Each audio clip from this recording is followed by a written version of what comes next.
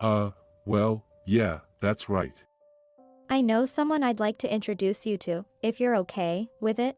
Suddenly, she made a phone call out of nowhere. After a while, there was a knock, and the door opened. My name is Michael Johnson. I'm a 24-year-old working at an IT startup. Startups might sound unstable, but I genuinely enjoy growing alongside the company every day. The company was founded by a woman named Kate Garcia. She's exceptionally beautiful and gives off an elegant vibe, her confidence and determination evident from her expression. She looks great in black suit pants, and the sound of her heels clicking as she walks is reminiscent of a famous actress. She looks beautiful today, as always. My colleague Paul remarked as he watched her. However, falling in love with her seems nearly impossible for anyone working at our company. These documents have too many errors. Redo them now. Today, like every other day, she sharply critiqued a new employee without mercy. She's known as the beautiful but fierce CEO. I've been with the company for 2 years, but I've rarely seen her smile. I wonder if she has a boyfriend?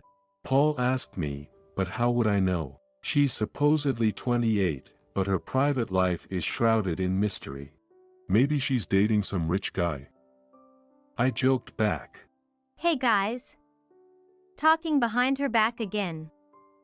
Paul and I turned around, startled by that voice. There was a woman with a cute appearance and bright eyes. Paul sighed heavily and said, Oh, it's just you, Lily. with a wry smile.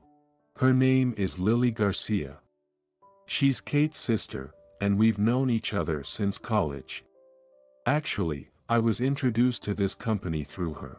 I became interested in this company when I was asked. My sister is starting a company, so would you like to join me?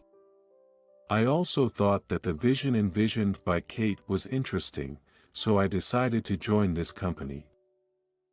That's not the only reason though. You shouldn't drool just because my sister is pretty.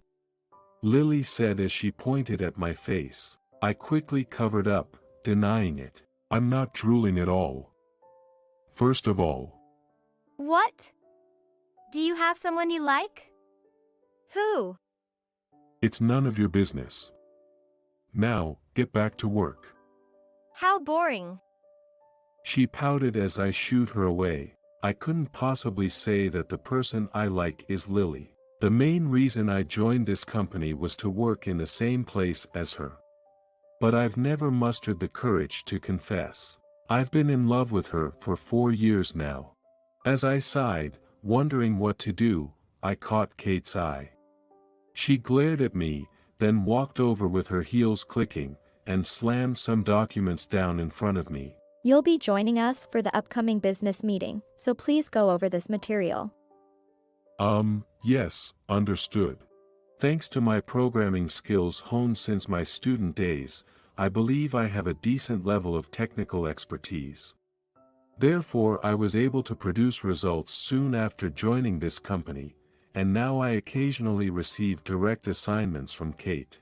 I've even started participating in important business negotiations and decision-making meetings, which is indeed gratifying.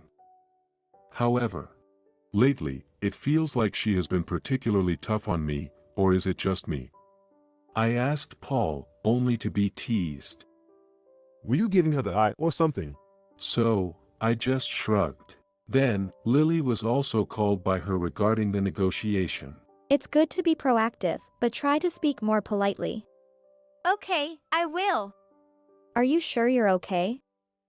The two seem to get along well in their private lives, and although they treat each other in the same way at work, they're both still able to do their jobs quite well.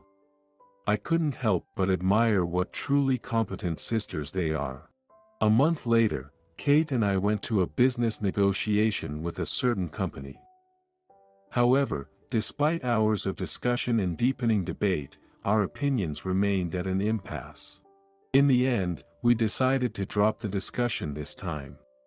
It's a common occurrence in sales, so both of us were prepared to leave with a smile. But then, Anthony, the president of the company, invited us out for drinks afterward. Though the negotiation fell through, he wanted to maintain a good relationship going forward. Kate eagerly agreed to join, but he dismissed me with a wave of his hand. No, you're fine. Tonight I feel like drinking one-on-one with her.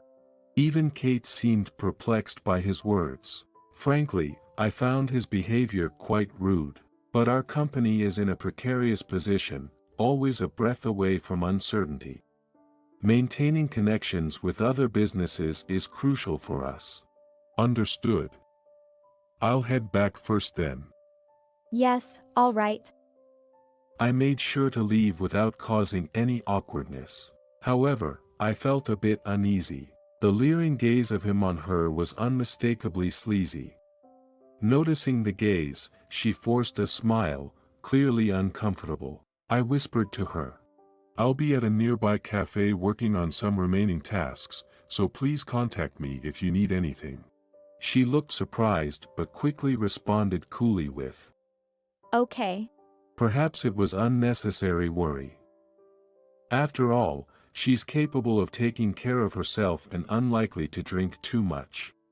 Still, I worked on the remaining tasks at a cafe near the restaurant where they had gone. It was nearly 10 p.m., and there was still no sign of them leaving the establishment. While idly watching outside, I noticed a man and woman stumbling out of the restaurant. Upon closer inspection, it was them. Kate seemed exhausted, with Anthony clinging to her, seemingly dragging her away against her will. Without thinking, I left the cafe and called out, "Kate."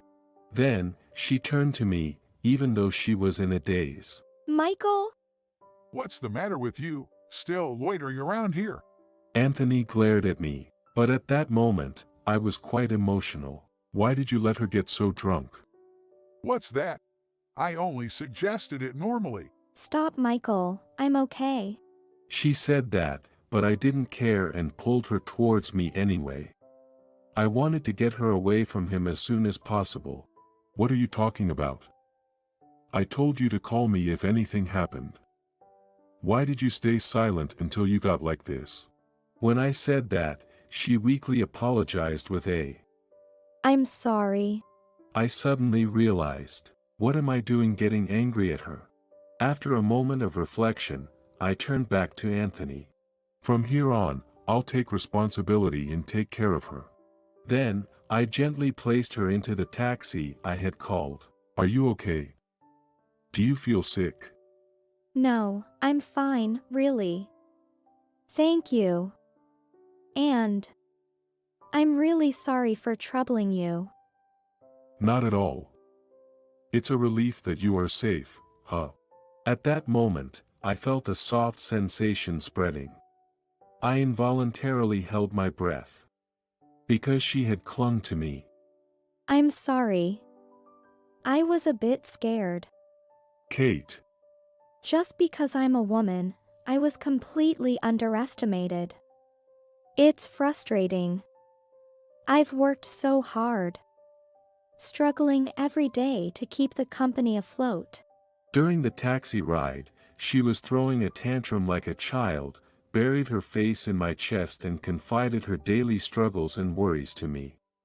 While listening to her, I nodded, thinking that she must be carrying a lot as a CEO. However, the conversation began to take a slightly strange turn. I'm cold-hearted, right? Being with me is boring. I'm not cute at all. "Kate." I wish I was born a cute girl like Lily.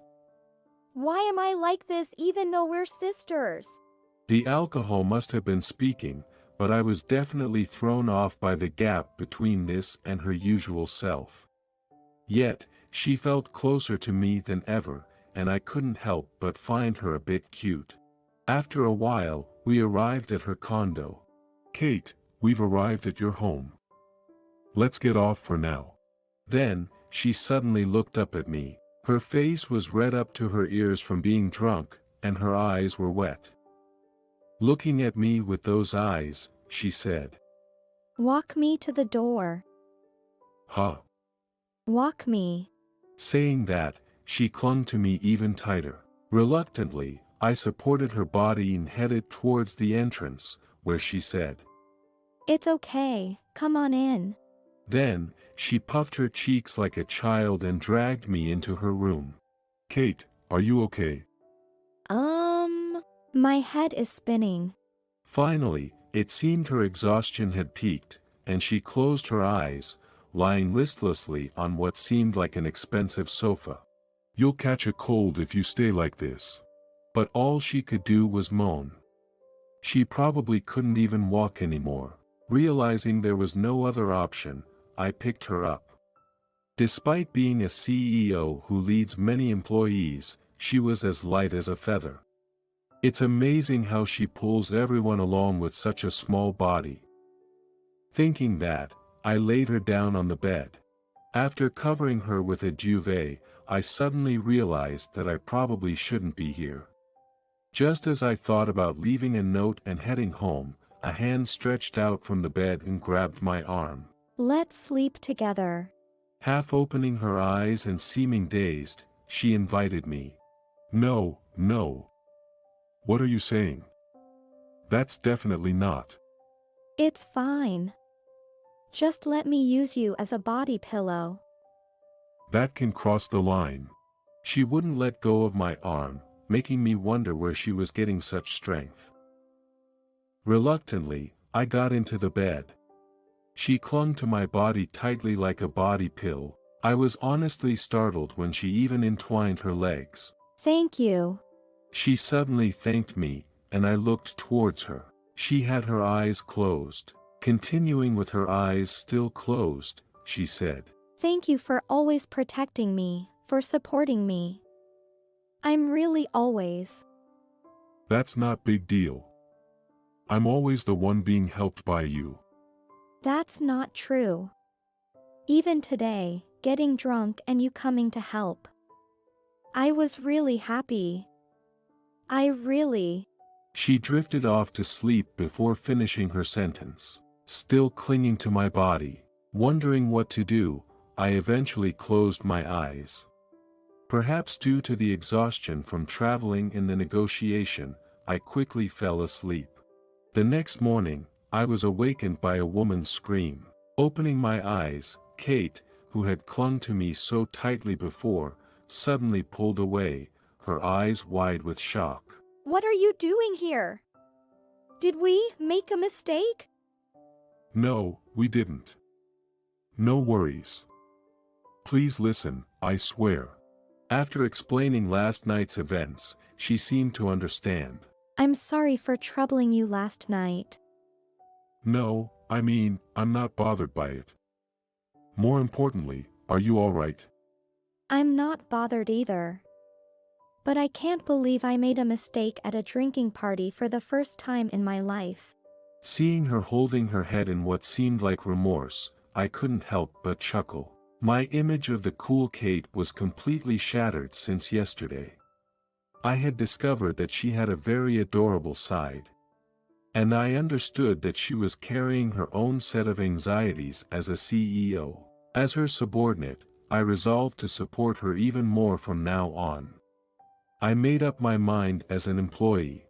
Then the next day, for some reason, I was called to the CEO's office. According to Kate, the president from yesterday's negotiation had communicated that he no longer wished to be involved with our company. It was a complete overreaction, she said. "It's their loss." But she also seemed troubled. Our sales performance this quarter wasn't particularly good. We were at risk of going into the red, so it was crucial to secure a contract with a large company. I offered to handle this part of sales myself. I figured I might find something through the connections I had built up. She looked into my eyes. Then, she smiled joyfully. But soon her smile turned sad, as if she was smiling through tears. I was puzzled by the change in her expression when she unexpectedly said something surprising. "Michael, you don't have a girlfriend, right?" Well, yeah, that's right. "I know someone I'd like to introduce you to, if you're interested." Then, for some reason, she made a call from the president's office. After a knock, the door opened. There was Lily. What's up, Kate? Calling me to a place like this? She looked puzzled, glancing back and forth between us. The person I wanted to introduce you is Lily, standing right there. I involuntarily raised my voice in surprise. What? Lily also seemed bewildered, not understanding what was happening. Both of you don't have a partner, right? I've always thought you two would be a good match. How about taking this opportunity to get to know each other better? Hey, what are you saying? I can't just, if you spring that on me. Yeah, the thing is, we are just. I had been harboring feelings for her for so long, never imagining such an opportunity would arise. Honestly, I was thrilled. But at that moment, I was more concerned about Kate. I think we should prioritize settling the work at hand first. She looked surprised, then laughed. What are you talking about? I can handle that much. No, it's not right to let you shoulder that burden alone. I understand. Thank you. She seemed somewhat troubled, even saddened by my words. Afterward, thanks to my desperate sales efforts, we managed to sign new contracts with several companies. It looked like we'd be in the black this fiscal period. I never imagined we could sign a contract with that renowned company. Thank you so much. My pleasure. I've been brainstorming with you all along.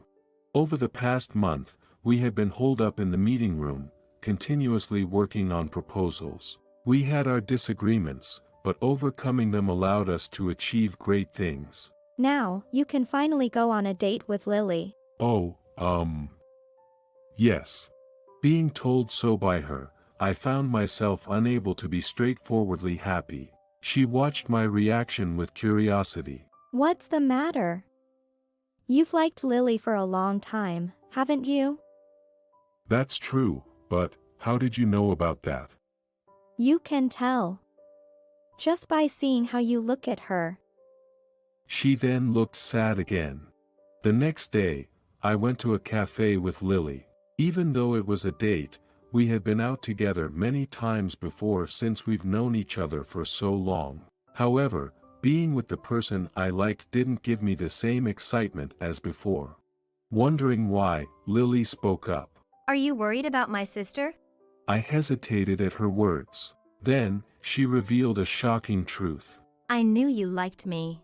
It seemed my feelings had been obvious to her all along. Blushing slightly, she thanked me. That's nice of you. I'm not really in the mood for a relationship right now. I just want to focus on helping my sister's company succeed. I see. Yeah. I think that's a good idea. Sorry, it kind of sounds like I'm rejecting you, doesn't it? To that, I shook my head no. Her straightforward reason was just like her, and knowing the answer actually made me feel relieved. But what surprised me more was how little I was shocked by it, more than I had imagined. She clearly stated the reason for my feelings. Because what you're really in love with now is my sister, aren't you? That is. I might have known the answer deep down. Lately, my mind has been full of thoughts about her. Even now, I wonder if she's doing okay. If her health is all right. If she is not facing anything unpleasant. Those concerns occupy my thoughts constantly. When I shared it, Lily smiled genuinely happy. My sister is cool, kind, beautiful. I'm proud of her. But she's not good at relying on others. Sometimes she won't even share her worries with me. Then, looking straight into my eyes, she continued. If you could take on that role, I couldn't be happier. You know, my sister actually talks about you a lot when she's with me, like, Michael is such a good person, so kind. Really? Michael, your face is all red.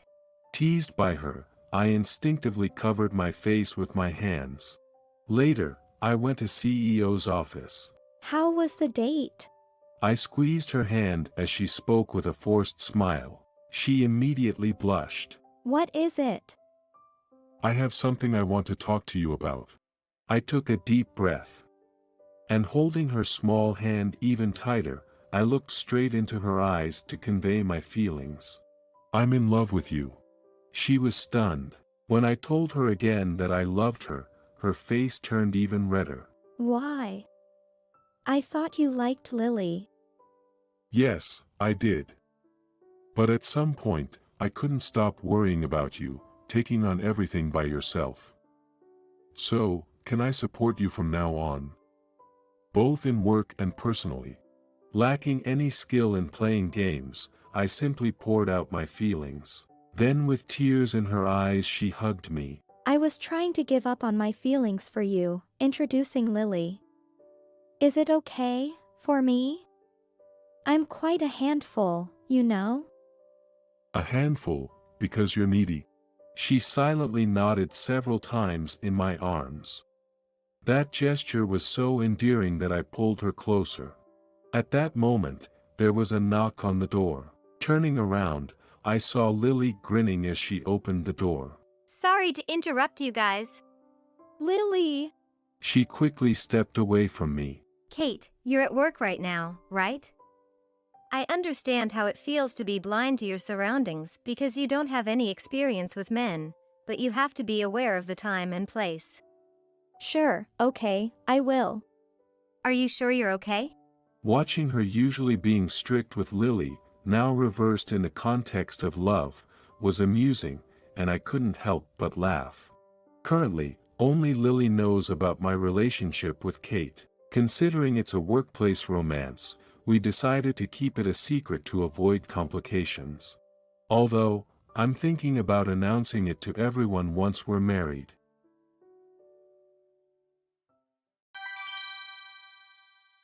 My name is Mike. I graduated from a technical college specializing in industrial studies and moved to the big city, New York, at the age of 20. Perhaps due to my impressive performance in the interviews, I, a newcomer, was assigned to work at the headquarters. Worked tirelessly every day for the company. However, an unbelievable incident happened to me. One day, the president of a client company called our headquarters directly. I happened to be the one who answered the phone. Thank you as always for your support. I greeted him as usual. He was a kind-hearted and friendly person, and we sometimes chatted about various things. So, I thought I might hear some interesting story again, but his response was, "Hey, what's going on with this?" I was completely taken aback. Seeing me panic, my boss took over the phone. "Hello, is there any trouble?" he asked while bowing his head repeatedly. The client's yelling was audible through the receiver, so I learned what the issue was. We had made a ridiculous mistake with an order that was due 2 or 3 days ago, miscounting the quantity by 3 digits. After hanging up, my boss informed everyone about the situation, and all employees turned pale. If we lose this client, our company might face bankruptcy. I wondered what would happen, watching the boss who took over the call. Yes. The one who made the ordering mistake was my boss. I was in charge initially, but he took over it. Suddenly, my boss pointed at me and said, "The mistake was his fault." I was stunned. I never imagined I would be blamed so easily for a mistake I haven't made. "No, that's not true. The one who made the mistake is." I tried to argue back, but my boss immediately shouted, "Shut up. Don't make excuses," and didn't give me a chance to defend myself. Eventually, comparing the experienced boss and me, a young employee, everyone believed his words. I had to apologize to everyone, pressing my forehead to the dirty floor. Fortunately, the client didn't end our contract, but I was demoted from the headquarters as a form of taking responsibility for the mistake. That night, when I saw the demotion letter, I cried all night in frustration. My new assignment was a simple assembly work on a conveyor belt. A job usually done by part-timers or contractors. It seemed like my boss had been scheming behind the scenes. I was labeled as the young guy who almost destroyed the company to the outside world. So even the other employees in the assembly section treated me as a nuisance.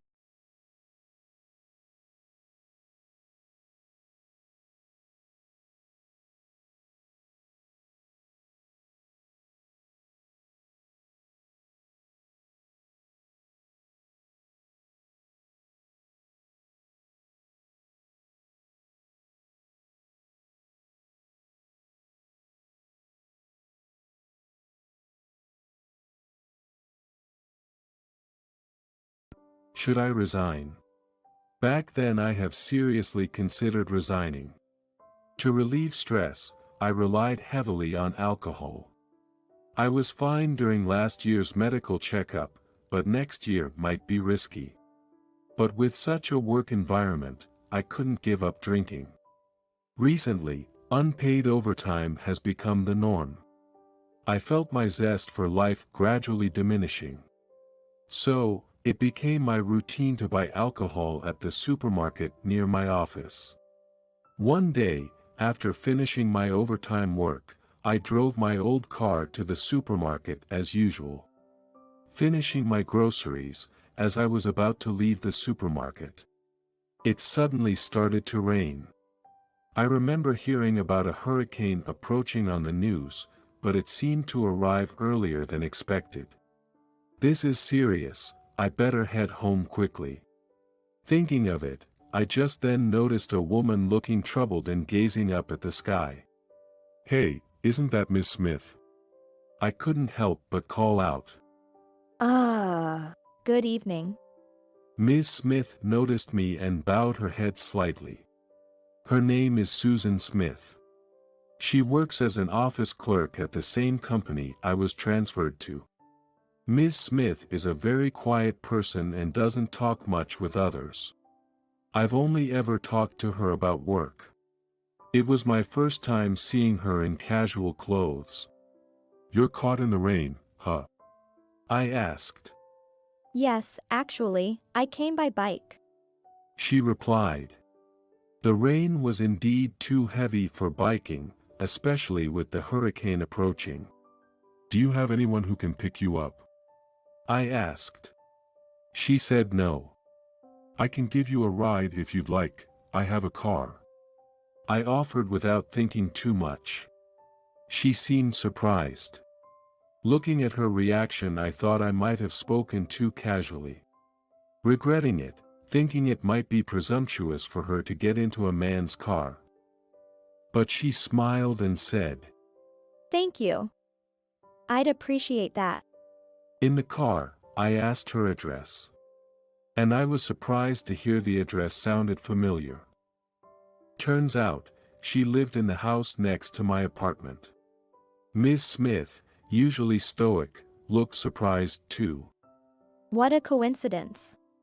We chatted for some while, but then silence took over. She stared blankly out the window. And I sneakily glanced at her. At first glance, she seemed plain, but with her round face and clear skin, I thought she'd be pretty cute if she wore makeup. I was a bit nervous.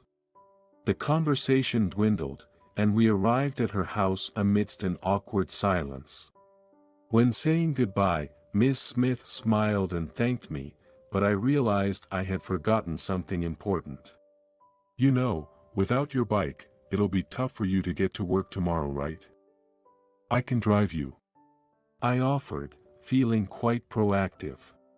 Ms. Smith seemed hesitant, feeling it might be too much to ask, but I reassured her it was no problem. She smiled again and accepted my offer. The next day, I, who usually wake up just in time, got up early and even styled my hair. What am I, all excited about? I thought, but I still left a bit earlier than the agreed time. The sky was clear and bright. The hurricane had passed during the night. When I headed to the parking lot, Ms. Smith was already there waiting. Good morning. Thanks again for today. Dutifully arriving even earlier than me. She's such a serious person, I thought, with a bit of a grin. On our way, I suggested that after work, I drive her to the supermarket to pick up her bike that she left there the previous day. Ms. Smith thanked me again, feeling sorry for the hassle. I thought to myself, well, this might be our last drive together, feeling a bit sad about it. Luckily, there was no overtime work that day, so we were able to meet up on time. Readily headed to the supermarket to see a shocking scene. My bike. Ms. Smith murmured sadly. And true enough, the bike she had parked at the supermarket last night was utterly destroyed by the hurricane, broken into pieces. I'll drive you home today too. And we can take your broken bike with us. I offered. I'm so sorry. She apologized. No, it's totally fine. In fact, I'll drive you until you get a new bike. I insisted. She seemed hesitant, but eventually accepted my offer with gratitude. This extended our daily drives a bit longer. Spending time together in the car every morning and evening, we gradually became more comfortable with each other.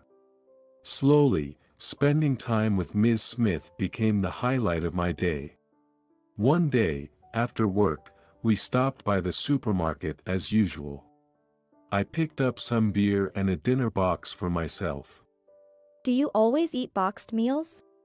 She asked. Yeah, I'm not good with cooking. I replied with a sheepish smile. Then she offered. Would it be all right if I cook dinner for you tonight as a way of saying thank you? I was so surprised and exclaimed. Really? That would be great. She modestly said she could only make simple dishes, but of course, I wouldn't turn down her offer. That night, I savored Ms. Smith's cooking at my place. The pork salad she made was delightful. As a way of returning her kindness, I asked her out on a date. Gradually, we grew closer and eventually started dating. I began calling her by her first name, Susan. After dating Susan, the world seemed to change for me. I was once laughed at by the other workers, but now, I felt motivated to do even the simplest tasks with all my might. Using my experience from the headquarters, I proposed efficiency improvements to the factory manager. Initially, my suggestions were dismissed, but Susan's support helped me overcome these adversities. With that in mind, I pushed through adversity. Eventually, my persistent efforts paid off, and the proposed improvements were implemented. This resulted in reduced overtime and the saved budget was added to everyone's salary. From being an outcast, I was now called the savior by my colleagues. Susan supported me through all this, celebrating our successes together. I was overjoyed by this. 2 years passed. I was invited back to the headquarters due to my performance at the factory. With Susan by my side, I had regained my spirit and had become a key player at the factory. My achievements were recognized. When I told Susan about this, she was thrilled but also said, "It's sad that we won't be working at the same place." Seeing her reaction, I decided to propose. Will you marry me? Please stay by my side forever. Holding her hand, I conveyed my feelings. She looked serious and began to open up about herself. I'm not sure if I can be happy. Susan's father was a chronic cheater, and her parents fought constantly. Her mother often expressed regret for marrying such a man, resenting him bitterly, which Susan overheard. Eventually, her parents divorced, and Susan was taken in by her mother. She hoped for a peaceful life then, but it didn't turn out that way. Her mother began to lash out at Susan, blaming her for the divorce and even resorting to violence. Susan was confused and hurt, unable to understand why her mother, who regretted her marriage so much, would suddenly say such things. Still, when her mother calmed down, she would apologize and embrace Susan, making it hard for her to leave despite her age. But after friends pointed out that she was experiencing domestic violence, Susan finally left, despite her mother's pleas. These experiences made her question the meaning of marriage and love. And Even though I love you, when I think of my parents, I'm worried that you will abandon me. thinking like that made her feel anxious. If something happens to me, she thinks it's all her fault, and she's filled with guilt. Susan doubted her ability to be happy, to love and raise children. Fearing she would make me unhappy. I was shocked to hear about her past. However, when I saw her shaking her small shoulders, I couldn't help but hug her. Thank you for sharing your painful past, Susan.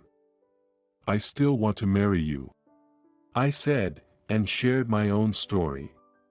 I talked about how painful it was when my boss blamed me for a mistake, but I couldn't do anything about it and everyone made me feel like a nuisance. Hearing it, Susan was surprised. That's obvious. As I had never spoken of it before. It was a tough time. Back then I was seriously considering for resignation. But that time, I started relationship with her, which allowed me to come over to the situation which already has occurred and start looking forward. I told her that because I was able to meet her I was able to restart again. I won't cheat, Susan.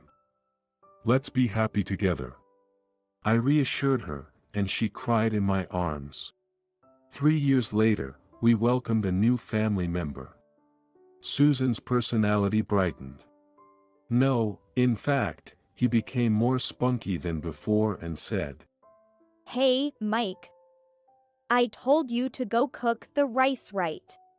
and she started making a scary face and I said, Yes, yes. I'm sorry. I am being used every day in my own way. Damn it, I never heard that she was such a scary wife. I wanted to complain, but she said with a smile, Yes, you. Today's lunch. And for dinner, I'll have pork salad. When she says that, I realize how glad we were to get married. As for my former boss who blamed me for his mistake, he was fired before I returned to the headquarters. Apparently, the year after I was demoted, he made another big mistake and tried to make up for it, but this time he failed, which was a fitting end for a coward. But for me, with my happy family, it's all irrelevant. Cheating. My life is filled with work, my wife, our child. Also beer, and her cooking. There's no room for anyone else.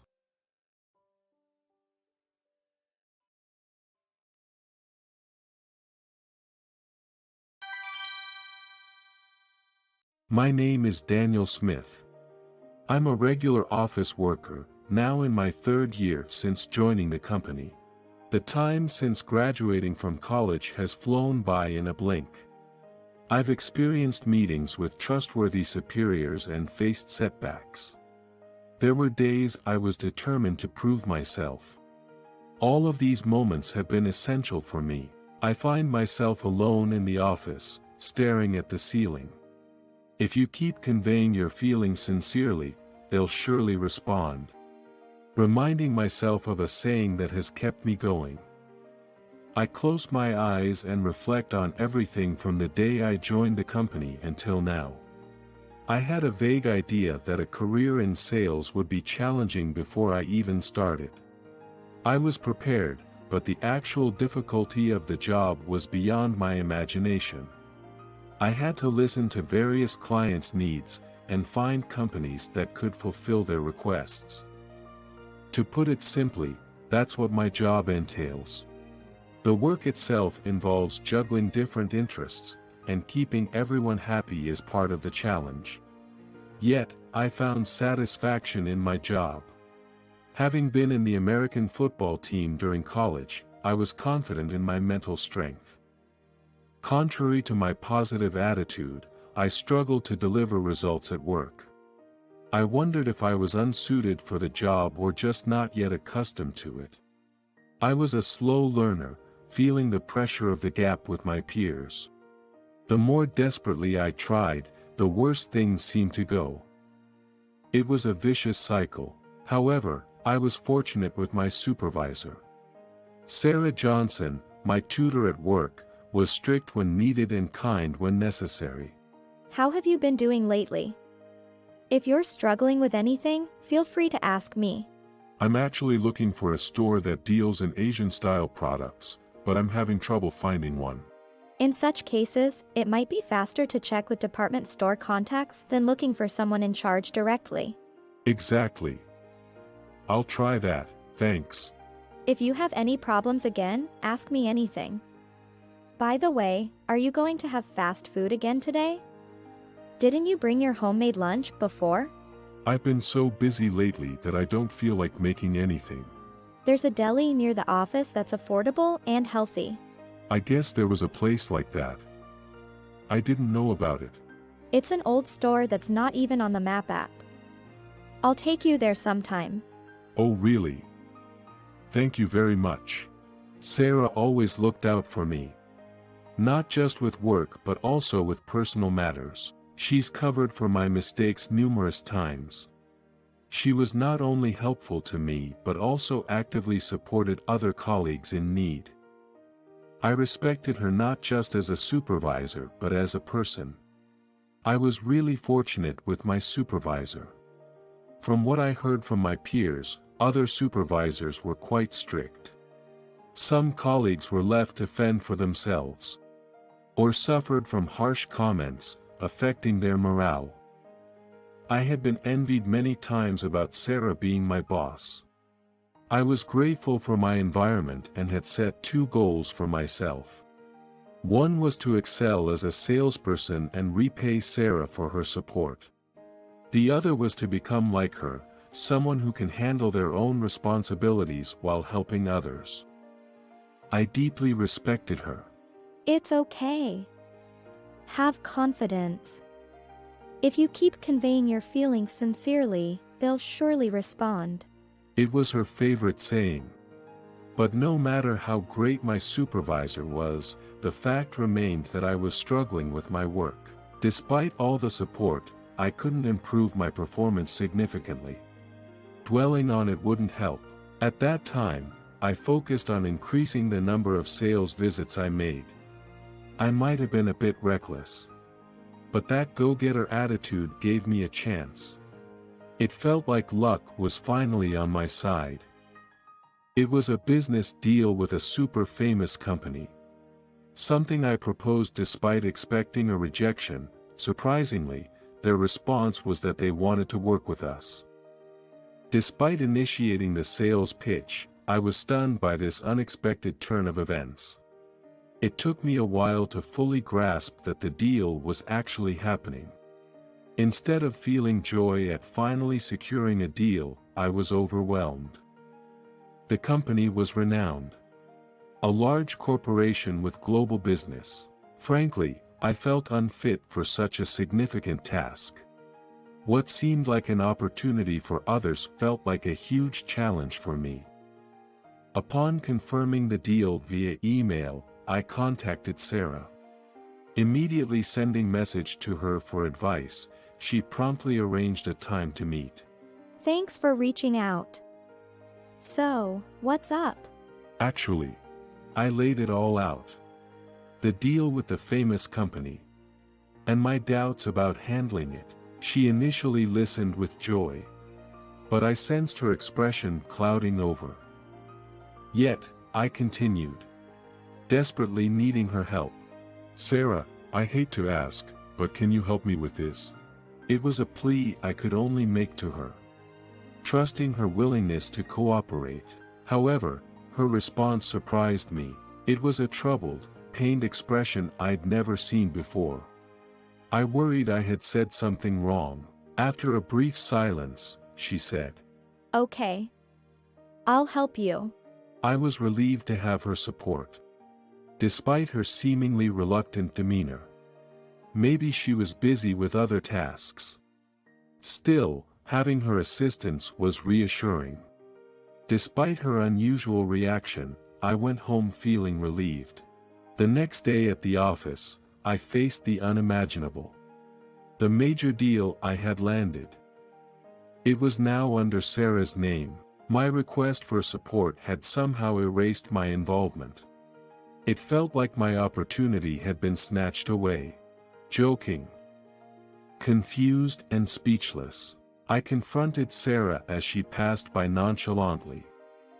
I asked her reflectively, Sarah, what's going on with this? Oh, the deal we discussed yesterday? I thought it'd be quicker if I handled it. But, that was my deal. In the competitive world of sales, it's your fault for talking too much. Working with such a big company could have changed your reputation here. Why are you doing that? You were always so kind. I'm a salesperson too, grabbing any chance I get. That's a lie, isn't it? I don't want to talk about this anymore. With that, she forced the conversation to end and went somewhere else. I was in disbelief. The supervisor I respected seemed like a different person. My colleagues said it's common for supervisors to take over deals secured by their subordinates. It seems like everyone has the same experience. But that was Sarah, always supportive and considerate, in both work and personal matters. Perhaps I relied on her too much. I understood it might have been too convenient to expect my job to be supported exclusively. But I thought Sarah would have at least told me that. I felt betrayed by someone I respected both as a colleague and as a person. It made me question if this is what the world of sales is really like. That day, I hit rock bottom. Feeling utterly down. But the next day, my spirits ignited. I decided not to rely on anyone else. I had to do it on my own. I was determined to prove her wrong. I completely revamped my approach to sales, which had been somewhat lackadaisical until then. I spent every waking hour researching and refining my sales tactics. Studying alone wasn't enough. I increased my field visits, alternating between research and practice. Despite numerous failures, I kept pushing without time to feel discouraged. 2 months after the split with Sarah, I finally secured a major deal, the first since the one that was stolen from me. A launch project for a well-known hotel.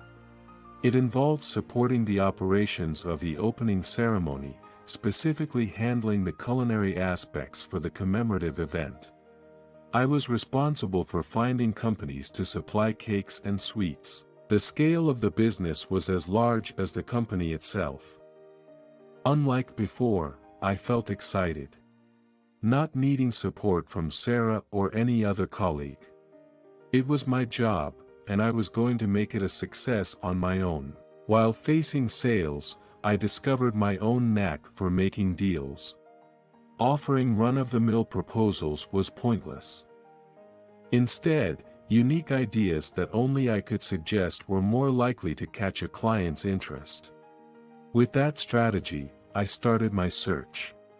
Not just any store making bulk orders of cakes would do. Nor would a renowned sweet shop with a pastry chef be impactful enough. Leveraging my newcomer status, I decided to look from a younger perspective. I began my research primarily on Instagram. And discovered a personal sweet shop that, though not widely known in the industry, had a solid following and high-quality products. The vibrancy of their creations was evident even from their photos online. After ordering some of their goods for tasting, I found the flavors to match their high quality. When I proposed that to the hotel, they responded positively. I felt a strong sense of achievement. The only step left was to get the sweet shop on board.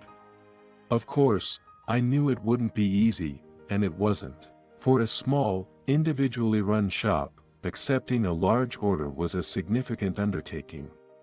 They had few employees, and simple financial compensation wouldn't be enough. I visited the shop repeatedly, negotiating persistently.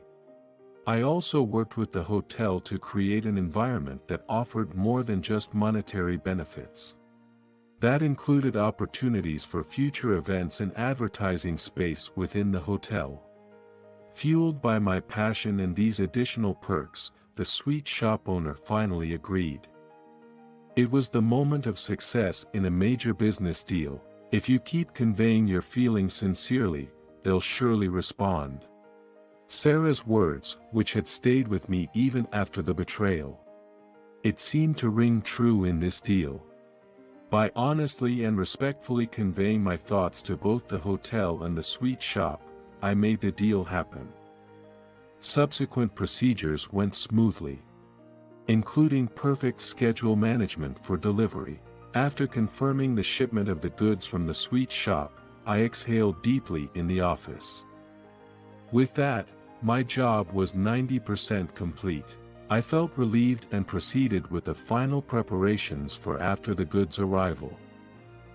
About an hour later, it was around the end of the work. As I was getting ready to leave, my work phone rang. A call at this time was almost certainly an emergency. With trepidation, I answered the phone, only to face an unforeseen event. The truck carrying our products had been in an accident. Thankfully, the driver wasn't seriously injured, and the cargo seemed to be intact. However, the delivery wouldn't make it to the hotel's ceremony in time. Overwhelmed, I buried my head in my hands at my desk.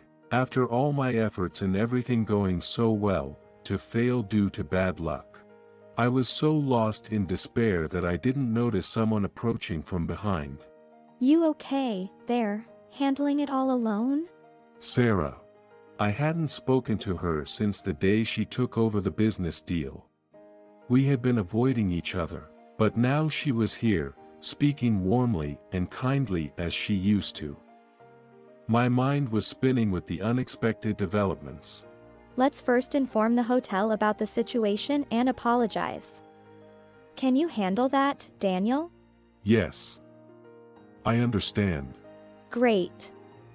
Then I'll contact some shipping companies I've worked with before and see if they can pick up and deliver the cakes. Once you're done with the call, help me out, okay? Yes. Of course.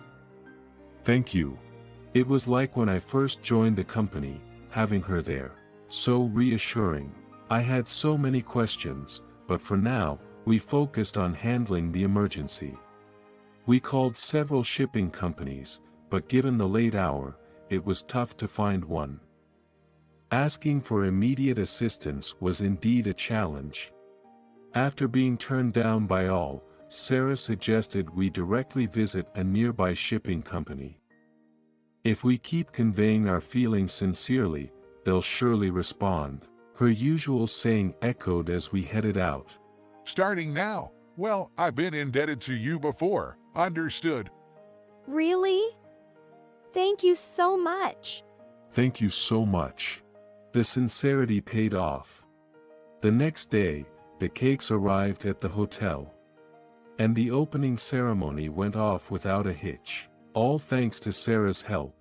Back in the office, after confirming the event's success, I thanked her and finally addressed the question that had been bothering me. Sarah, why did you help me? After turning so cold all of a sudden. I'm sorry, Daniel.